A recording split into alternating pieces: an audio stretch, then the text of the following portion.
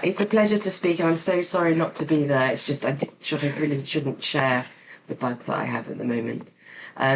Yeah, so just some disclosures about funding sources and some of the work we've done. We're going to talk a little bit about why should we diagnose people early, what are the best diagnostic tests for Alzheimer's and are they being used, and what else is needed. So you may already know that the progression of Alzheimer's is really slow.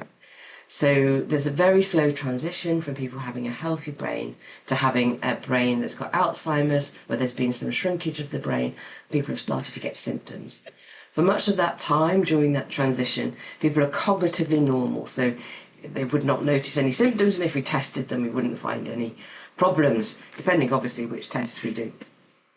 Then people develop mild cognitive impairment, which is when they start to notice symptoms but are carrying out day-to-day life quite normally, but they do perform abnormally on at least one of our tests.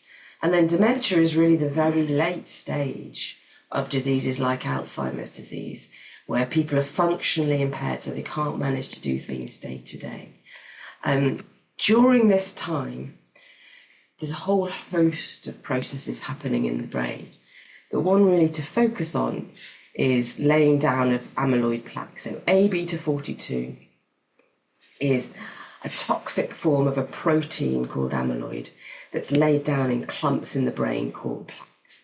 And that's one of the very first things that we find in people with Alzheimer's disease. And you may also have heard of phosphorylated tau tangles, which is another hallmark pathology. But that's not all that's happening. We've got neuroinflammation, we've got wearing away of synapses, those connections between cells. I've got problems with the blood vessels that can happen very early. And also quite often there's pathology, not just with Alzheimer's, but also other types of dementia, like this bit of Parkinson's pathology, happening more often than you would expect by chance. So it's a complex process that's happening as people progress from being healthy to having dementia. And it's a very long window of opportunity where we can offer treatments. Now, this talk isn't about treatments. I could fill up another hour about the new treatments coming along, which is exciting. But I did think we needed just a few slides to talk about the sorts of treatments that might make their way into clinical practice. In fact, are available privately. They have been approved for safety, but they haven't been funded by the NHS. So there are two drugs, and I'm going to talk a little bit about this first one, donanemab, but very similar things apply to the other drug that's licensed in the UK, lecanemab. So two drugs have been approved, and some people are getting them now in the private sector. Can't give them in the NHS, though, because of the funding issue. So this is the Trailblazer ALS2 study. It was one of the two leading studies where these drugs were shown to have a clinical benefit. I think a really important thing to point out here is that when it says MMSE, that's a standard cognitive test. So MMSE 20 to 28 means people have mild cognitive impairment or a mild Alzheimer's dementia. That's where the drugs seem to work, in the mild stages. People had to have biomarker testing, so they had to have confirmation of Alzheimer's disease at a mild stage to get into this trial. And we also checked MRIs to check they didn't have too many bleeds because of some side effects of the drugs that I'll come on to. So with the treatments that we have, we know that they work a bit, and I'll show you how much they work, but they work in this very early group. Right, so what happened in the study? Well, these infusions of donanemab are every 4 weeks. So, and lecanemab is every 2 weeks. So that really means coming up to the hospital. It can sometimes, in one of our trials, we're looking at doing home infusions, but it's still quite a lot to take on having an infusion every 2 or 4 weeks in the hospital or perhaps in your home. Patients also had to have regular MRIs, and that's to look for side effects that I'm about to tell you about. And also they had fairly regular amyloid PET scans because we know these drugs are really good at clearing amyloid. So actually, if people cleared amyloid, so they'd no longer look like they had Alzheimer's on the PET scan, they could stop the drug. But it did mean extra tests. So these were quite complicated. You can see from this, there's a lot going on. It's a lot for people to take on. And then I'm going to show 3 of these graphs. So just to get your eye into what these graphs mean. If you look at this left-hand side graph, there's placebo is in grey. And this is the primary outcome. So the main finding in this trial was a test with the snappy title of IADRS. And that is an acronym that stands for a test essentially of memory and day-to-day function. So it's lots and lots of questions. The patient and the carer answer lots and lots of questions. And then this is all put into one number, and that's the score here. And you look at the grey here, you can see this it drops down, so it gets worse over time. In the placebo group, so but in the donanemab group, it also gets worse over time. So this drug is by no means a cure, but it gets worse less fast. And so this has been quite controversial. What is meaningful in terms of clinical decline is this is said to be a 35% slowing of decline by donanemab. But remember that the decline already is pretty slow in these mildly affected people. And so is 35% kind of worth it coming up for 4 weekly infusions? That's been the debate that's been going on and the reason why it's been difficult to get things funded. But nevertheless, these were momentous findings. I can't tell you how excited the auditorium was. Well, I was in the auditorium for this one, and people were standing up and cheering, which is very non-scientific, really. But you know, because we've been waiting for a treatment that worked, and this clearly does work. And they measured. This is the main outcome on the left, and one of the important second outcomes. That's another cognitive test on the right.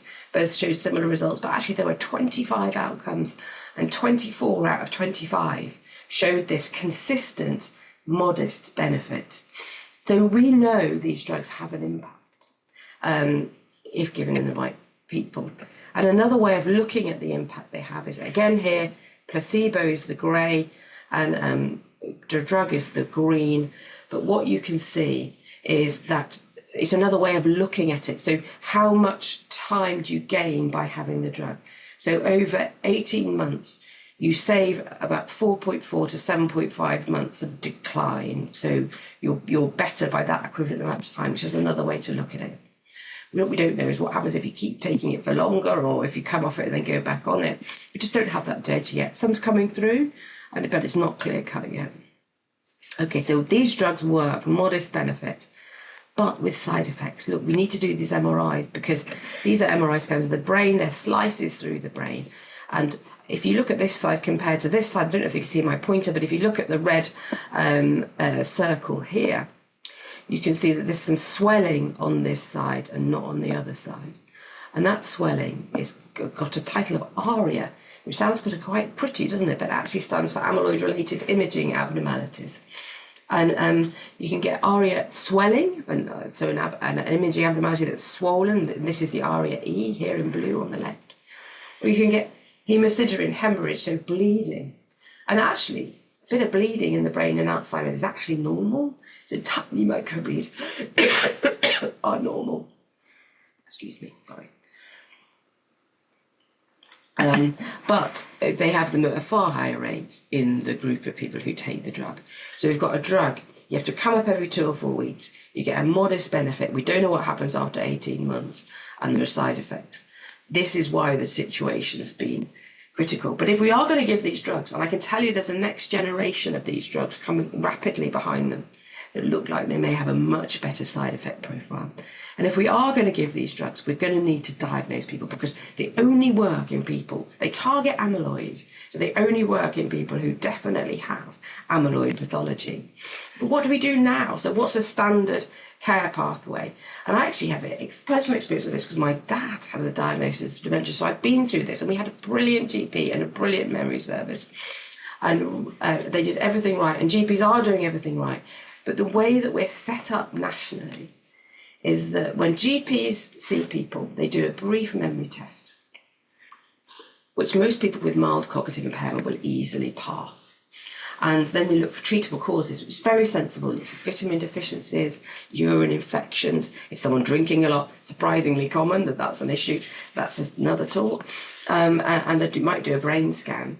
But somebody with mild cognitive impairment would generally be reassured and probably said, well, come back in a year or two if you think things are worse. Even mild dementia doesn't always get diagnosed. In fact, we're only diagnosing 60% of people with dementia ever in their lifetimes. And usually when we diagnose people, it's too late for those newer treatments. So I showed you that those treatments worked in mild cognitive impairment and mild Alzheimer's dementia. But in fact, we're not doing that. We're diagnosing people late.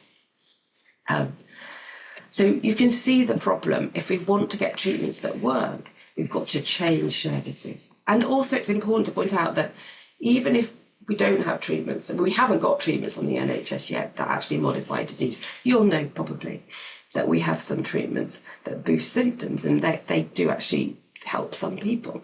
But we don't have treatments yet that modify disease because these ones aren't funded. But even without treatments, 3/4 of people want to know, because some people want to plan. They want to have information, they want to understand their problems, and they want to rule other things out. So they want to have a really clear answer. So there's a question of whether people actually have a right to know that they've got Alzheimer's or another dementia.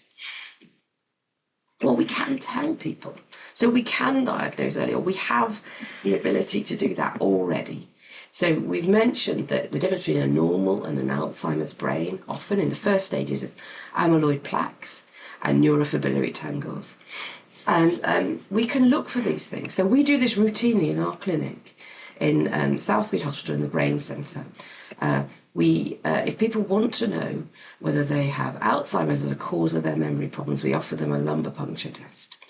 And when we do the lumbar puncture, we can look for amyloid, we can look for tau, we can look for some other markers that tell us if there's some breakdown of the cells. There's another test that can be done, and we sometimes do this. It's an amyloid PET scan. You only get information on amyloid, not the rest, but we don't have to do the lumbar puncture. So sometimes we do an amyloid PET if someone's got some problem with doing the lumbar puncture.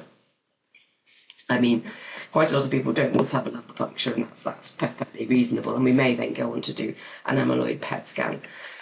It's a lot more expensive to do an amyloid PET scan, but the main reason why we favour lumbar puncture is just because we get more information, particularly with some of the younger patients that we see. We can check that they don't have anything else like infection or inflammation causing the memory problems.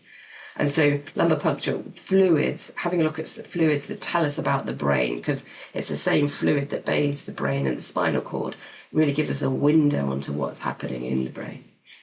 So if I was in the room, I was going to ask a question now. I don't think I can do that because I can't hear the answer. But anyway, just something to think about is how many people do you think who come to their doctor with memory problems are being offered biomarker testing to tell them whether or not they've got Alzheimer's, which at the moment is lumbar puncture or amyloid PET? What proportion? I'll go straight on to answer. Well, we know that about 2% of people are offered some form of biomarker testing, and about half of those, it's actually biomarker testing for Parkinson's disease. It's a different sort of scan called a DAT scan, which is really good. It's a good scan, but it's not Alzheimer's. So we know 1% of people who make it to a memory service are being offered biomarker testing. And without that biomarker testing, we know we're wrong 30 to 40% of time about the cause of dementia. So if we're going to offer treatments that target the molecular basis of Alzheimer's disease, we have to do biomarker-driven diagnosis. It's the first step. Now, it's very difficult because lumbar puncture and PET scans cost some money, but we have blood biomarkers. So you might have heard of some of this. There's been a lot of talk about this. And the reason why we've only just got blood biomarkers now is because technically it's hugely challenging. So the brain is a privileged site. It's protected by something called a blood-brain barrier. And the blood-brain barrier doesn't let out a lot of the proteins that are in there, but we want to know what's happening with those proteins. So to find those proteins, because just a small amount leaks out, it's like looking for a couple of grains of sand in an Olympic swimming pool. That's the sort of sensitivity of technology that we need. So that technology is now available. And so we can start to look for markers of amyloid, markers of tau, markers of neuroinflammation, which we know, interestingly, looks as though it's abnormal as well as these proteins. The way that our body responds, our immune systems fire slightly abnormally in some cases, at least some cases of Alzheimer's. We can look at all sorts of markers now in the blood. But it takes a long time to get an accurate test. You know, we're doing something that's right at the limits of what we can detect in terms of the technology that we have. But one of these tests, so if you look at this graph here, phospho-tau 217, and you compare phospho-tau 2, so this graph is comparing phospho-tau 217 to the gold standard diagnosis for Alzheimer's. And what we find, if you see here, it's 96% accurate. So it really is looking like a good clinical test for Alzheimer's. And I said a couple of years ago, thought we'd have the blood test in a couple of years.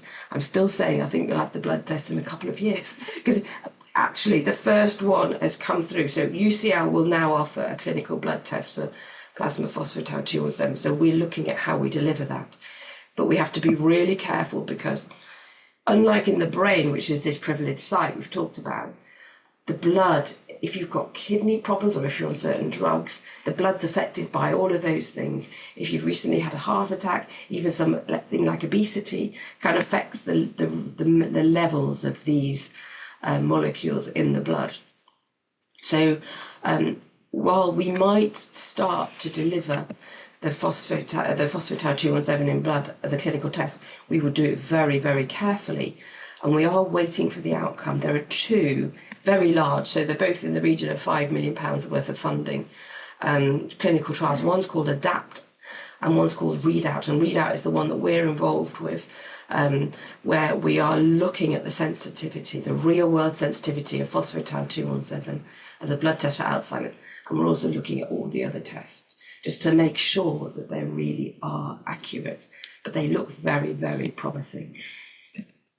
So we have the blood biomarkers, and we have these beautiful models. So we know that blood biomarkers should become with A beta, which interestingly, the phospho-tau 217, even though it's called tau, is a very good marker of A beta. So we know that A beta should look at this curve. It should become abnormal, but 10, 15, even 20 years before someone has Alzheimer's dementia. Then the tau starts to become abnormal, then brain structure starts to change, and then we get this beautiful curve of memory change, and we can understand exactly using these models what happens. But then what happens in real life, because we've had these tests. So this paper was very, I thought, illuminating. It looked back at people who definitely had A beta, so they had memory problems. They had evidence, biomarker evidence of Alzheimer's disease. We knew they had early Alzheimer's disease. And so do they follow that beautiful curve? So across 934 people, this is what happens. So as with most tests in medicine, if you look on average, there's a beautiful curve, and the test baseline abnormal tells us that people will gradually progress. But in fact, some people progress much faster, and others progress much more slowly. And so on here, the way this graph is done, 0 means no change across the CDR change from baseline. -2 means things got better, and +2 means things got worse. So most people got a bit worse, as we'd expect over time, because we know they've got A beta and they've got memory problems, therefore technically got the diagnosis of mild cognitive impairment due to Alzheimer's. But there's a great disparity, which is why we have to be careful. So what are we going to do next? We have to do a little bit more, don't we? So how can we make accurate predictions for an individual? So if I go to the doctor, if you go to the doctor, I want to know what's going to happen to me.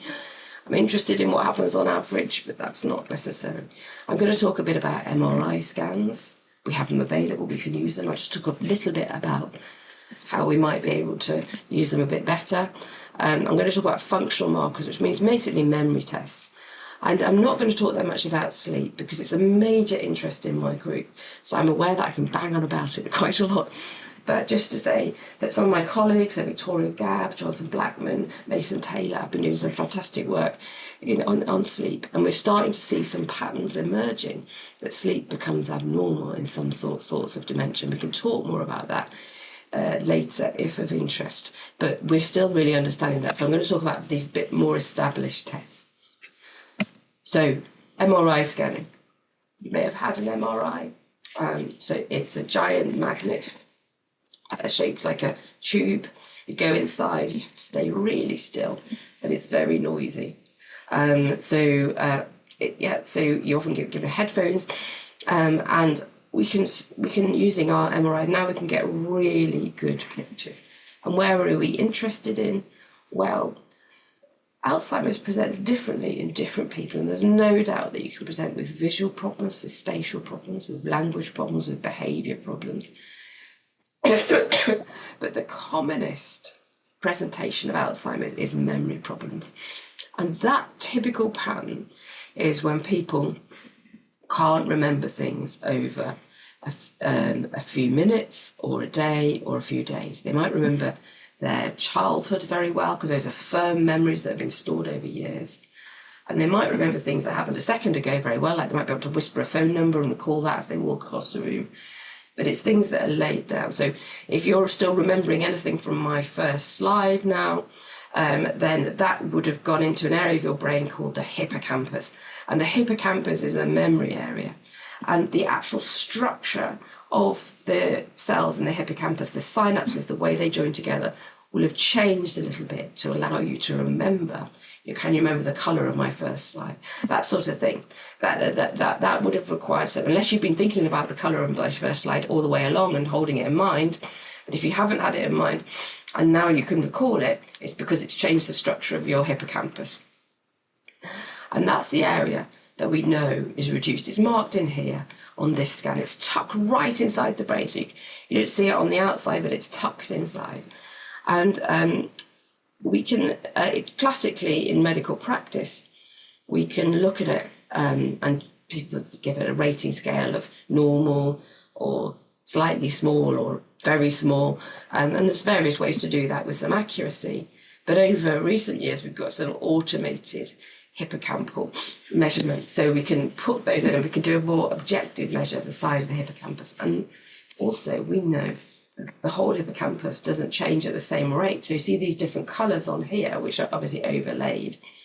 They're different areas of the hippocampus, and some areas change much earlier than others. So we can actually, rather than looking at the whole structure, which already is a very small structure and hard to see, but we can actually look at just one area and say, is that area smaller than it should be? That's typical of Alzheimer's disease. And areas just outside the hippocampus, like the entorhinal cortex as well, change very early in Alzheimer's. So by looking in more detail at MRIs, we can get a clearer picture. And the other thing that we did in our group was, rather than looking just at the size, we tried to use the MRI to look at the consistency. And we did that by looking sort of pixel by pixel across this MRI, looking at the variability within different regions of the hippocampus. So not just the size, but the variability of these different pixels. And this is just one graph to show that actually, and we've obviously published this, the variability, that pixel by pixel variability in the hippocampus helps us, it tells us whether someone will decline over time. So we can get a bit more information. You know that even with amyloid testing, some people didn't decline. This gives us a little bit more information. We can get that out of an MRI scan.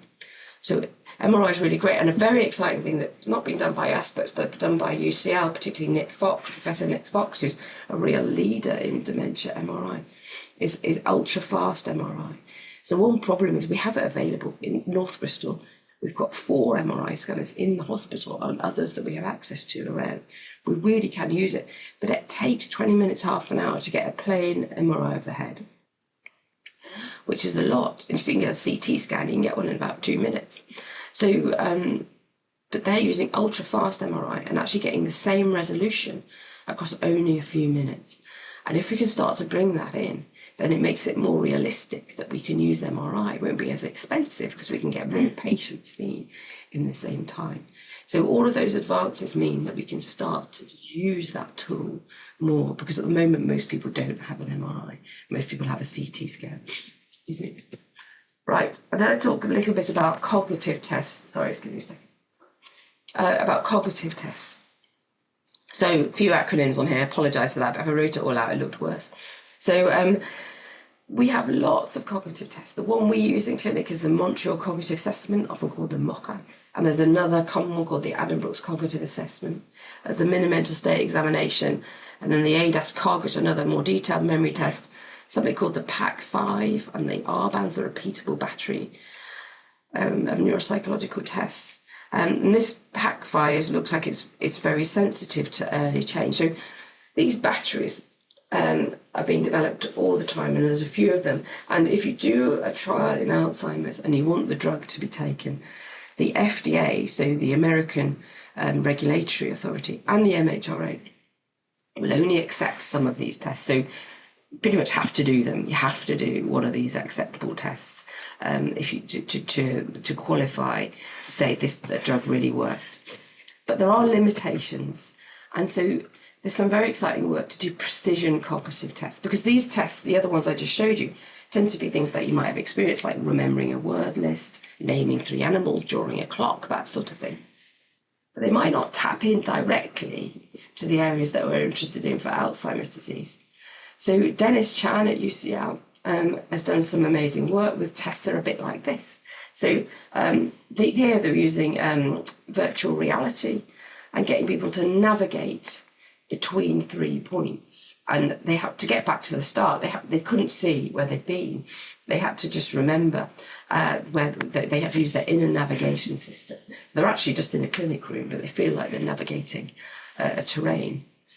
And we know that an area of the brain I mentioned before that's just outside the hippocampus that you could see on the last scan, entorhinal cortex, is really important for this sort of navigation. And that's a beautiful demonstration of understanding in mice what the entorhinal cortex is, and then translating it into humans and finding this quite reliable early cognitive test. The difficulty is then translating that into clinical practice, because we could do virtuality, but it's a bit of a way away from what we currently do. And people already find doing a memory test quite stressful. And I think virtual reality in a first appointment would, we may end up doing it. I mean, things are changing very fast, but we're not doing it at the moment. We've developed our own precision memory tests. So what we have been thinking about is that when one really good way to store memories is to sleep on it. We say it all the time, don't we? Before a big exam, have a good night's sleep, you get your memory.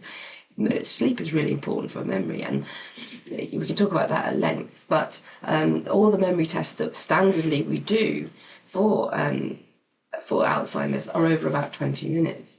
But we know that sleep's affected early and memory's affected early. And so we had a look to see if sleep-dependent memory, so the things where you see them on one day and then you go away and you remember them a week later because you've sort of slept on it. You haven't been thinking about it. Your brain's been automatically organising things often during sleep and storing things away and also forgetting things. So forgetting's quite healthy. Forgetting's quite important. But we found that people who forgot things faster at baseline, even healthy older adults with no symptoms, were more likely to decline in their general cognitive function over a year. It's been shown that this tendency to forget links to Alzheimer's disease pathology. The problem is that if you're stressed or if you're not really interested in doing the test, so there are so many things that can confound these memory tests. So sometimes we've done them lots of times, so someone says, well, I remember that from last time. Even though we do our best to change the version, if someone's very highly educated, they might have a better memory to start with, and so their memory might actually be quite impaired, but we can't pick it up. And then people are stressed or demotivated, or we might not be doing the right test. We might be showing people things that just aren't culturally relevant to them, so they don't remember it. So that is why, although we're working very hard on these precision cognitive tests as early diagnostic and supportive measures, and they may be good, we're really excited about fastball. So I have to give all the credit here to George Stothart, who's my colleague in Bath. He developed this technology and we've worked on the implementation together, but he really has done an amazing job on this. Fastball is a test where someone can just sit still, look at a screen, and they don't have to do anything. They don't have to be stressed, they just have to look straight in front of them. And it takes advantage of the fact that we can pick out brain rhythms if they're very regular. So what happens is people are shown some items to remember, and here they're on the left. So the cork and the calculator. And then we show them a whole rapidly presented stream of items, but every fifth item, and the frequency can be slightly adjusted, but here for this example, every fifth item is one that they've just seen. So you and I, hopefully we've got good memories. We can our brains will just ping when we see that calculator, and because it's a regular rhythm, that signal is really strong. Because there'll be lots of other items that have been remembered too. It just takes 2 or 3 minutes. Just wear a cap, which is an EEG cap. And what we showed was that people with Alzheimer's didn't remember those items. So it's an automated, effort-free memory test. And it gets rid of a lot of those problems that we have. And they really are problems where people quite often are just so stressed when they come out to see us in clinic that they don't perform as well as they could. And then it's really hard for us to understand what is the problem. Here's George running the test. And we've got a big grant now from the National Institute of Health Research to deliver this in clinic. So we're offering it to everybody who comes up to clinic. And we're comparing it to standard memory tests. We're often using biomarker diagnoses anyway in clinic, but we're also doing some blood biomarkers on people. And then we'll also have a clinical diagnosis that we make based on everything. And we're going to compare the results of fastball to all these other things to say, is it useful in future to do this memory test? Could you come up, put a cap on, look at a screen, and then you wouldn't have to do all the memory tests that we do. And there's other versions of fastball that look really exciting that are being rolled out. So we haven't got the results yet. It's another year or 2 of testing, and then we'll know. But I think we are throwing everything at it, and we've got a good number. I think we've got 500 people recruited so far. So we will know, and we will know either way. Right. But how do we combine all this information? So I'm a medic. I don't know much about artificial intelligence. I'm not a computer scientist. I've heard of it. It's in the news a lot. Artificial intelligence to me is a way of combining information that would otherwise be hard to combine because of the scale or the complexity. There's probably a better definition, but that's how I see it. And when we've got all these different MRIs, cognitive tests, different things about people, demographics, age, education, it's just a question of, can we combine this information a bit better? Well, fortunately, we're working a bit with someone called Professor Liz Coulthard, who's brilliant. She's based in Cambridge.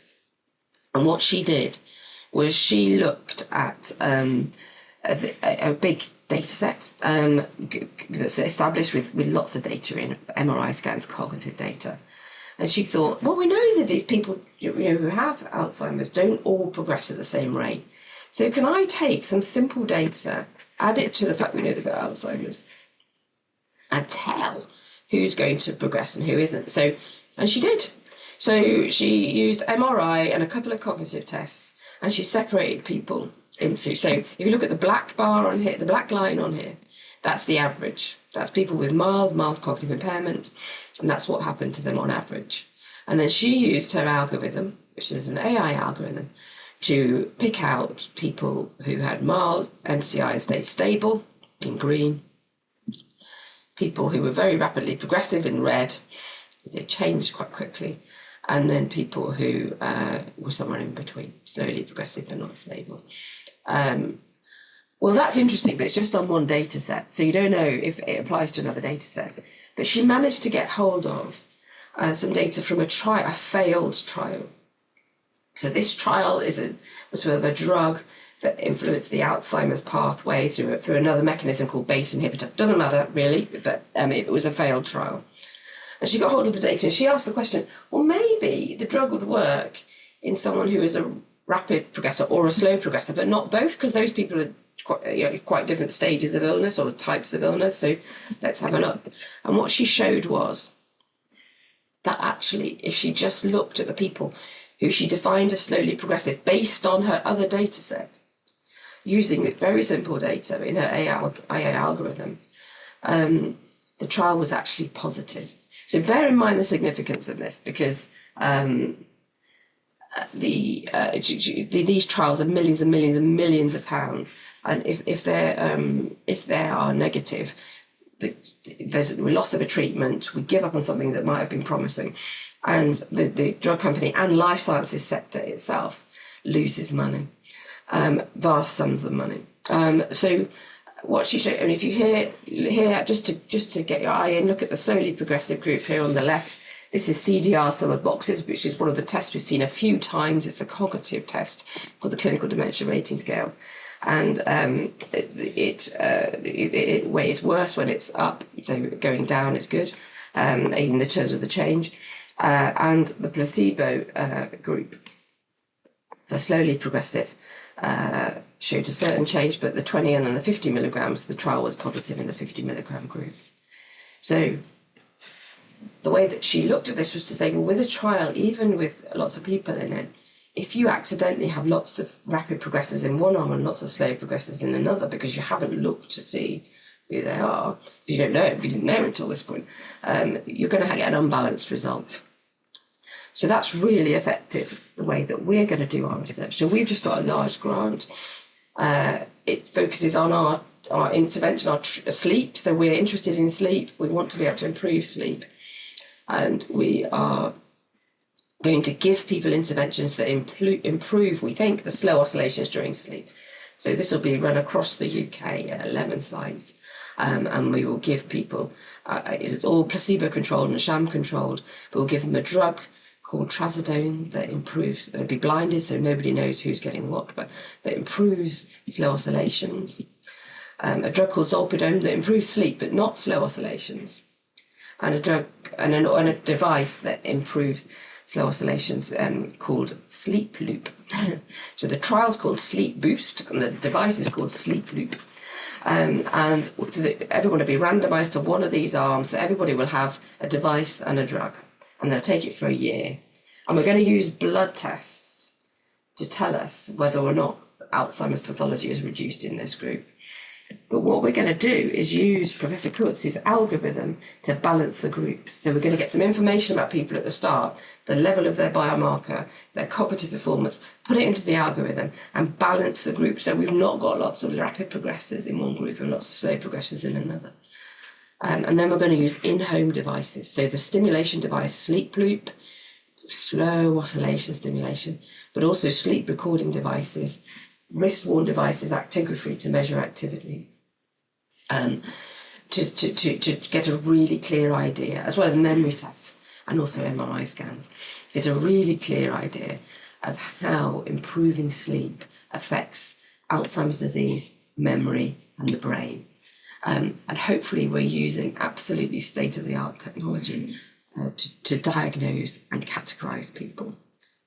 Okay, that was a lot of information. I hope it's been clear, but I actually, part of this is being ill, because I was actually pretty much bedbound for the last 2 days, and I did think, why is it so important to me to come to the Brace conference? They probably hope I'm not coming because I'm got a bit germy. But I did think, why is it so important? And then I thought, well, Brace has just been so important, so I thought I'd outline some of the things. This doesn't include everything, but some of the things. So I first heard of Brace when they actually made a consultancy. They funded a consultancy in the electoral post alongside North Bristol NHS Trust in 2011 that I applied for and got.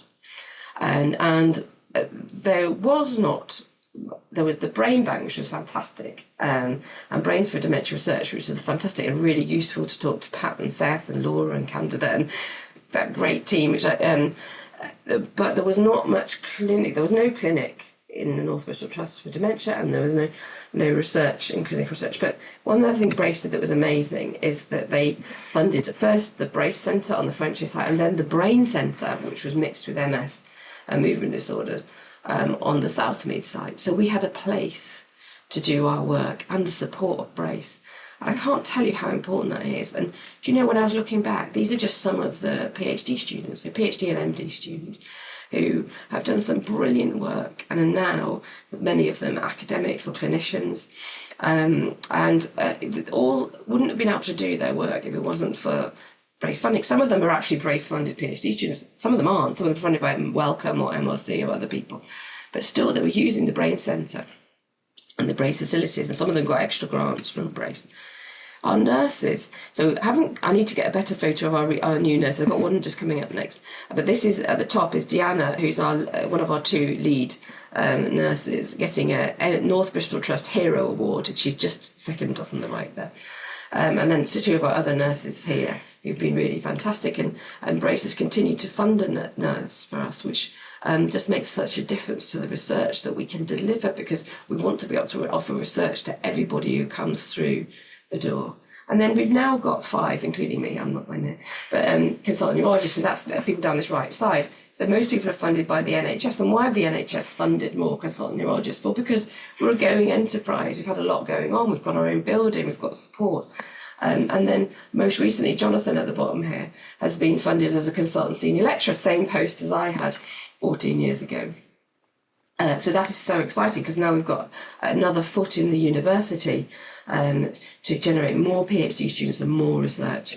We've got some amazing research associates. This is just the current ones. I missed people off. I couldn't fit everybody on. But again, their careers have been really changed by the ability to deliver the work.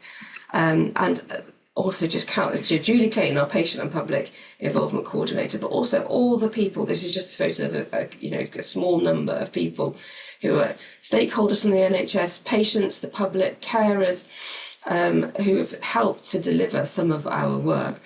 And also some of the networks that we're now recognised and able to join, so the UK Dementia Trials Network and the Dementia Translational Research Collaboration.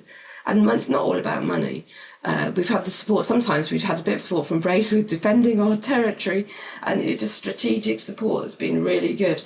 And now we are delivering, our portfolio of trials that we're setting up delivering is over £12 million, which is not the be all and end all. Sometimes you get the most brilliant result from sort of £15,000 grant, and that's amazing. But actually that, we really are doing a lot of work in that brain centre. So here's a photo. Here's some of the other funders that we brought on. Well, they've agreed to fund us. I shouldn't say we brought on. They've agreed to fund us, and that's been brilliant.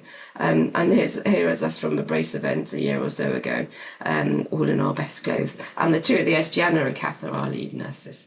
I'm going to stop there. Thank you very much.